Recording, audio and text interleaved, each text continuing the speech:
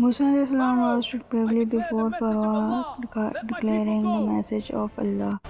Pharaoh mocked him, but Allah gave Musa powerful sign.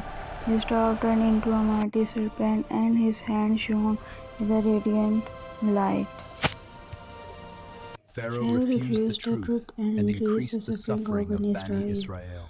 Allah sent many signs upon Egypt, floods, locusts, lice, frogs, and blood. Pharaoh's heart Yet Pharaoh's remained heart arrogant remained and arrogant blind. and blind.